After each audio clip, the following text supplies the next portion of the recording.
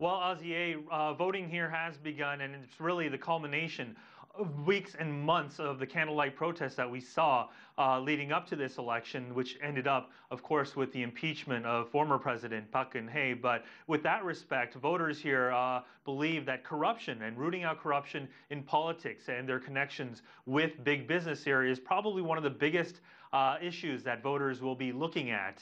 If early voting is any indication, it seems like there's a lot of interest in this presidential vote. We saw 1 in 4 already cast their vote last week in this new system that's been adopted here to allow voters to vote early for these candidates. Now, the new president, this being a by-election to fill an open seat at the presidency, the first time that's happened here in South Korea. What's interesting is whoever wins this election will officially, as soon as they are officially declared the winner by the National Election Commission, will immediately take office. So the term of president-elect will only be applicable for less than 24 hours. And by this time tomorrow, we'll probably see a new president here in South Korea. And whoever that is has the tough task of uniting a nation that's been divided from this political corruption scandal here in South Korea. And leading in the polls is Moon Jae-in. If he does win, what kind of policies can we expect from him, Shane?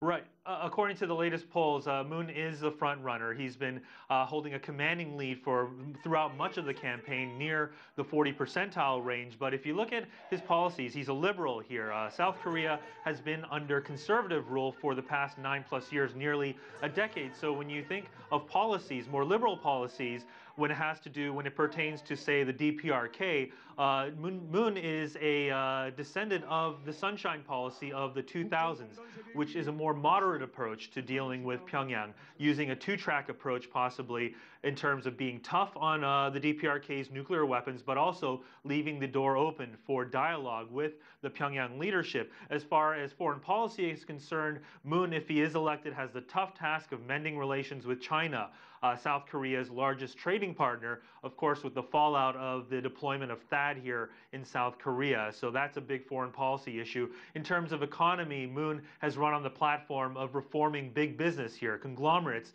that have been at the root of many problems, including the latest political scandal here in the country. He's also said he wants to boost fiscal spending to create more jobs here. And being a former human rights lawyer, Moon Jae-in will have the task of trying to unite a divided nation again that's been largely divided by this political fallout here. So if he becomes president, he has the tough task of all these policies that many are looking out for.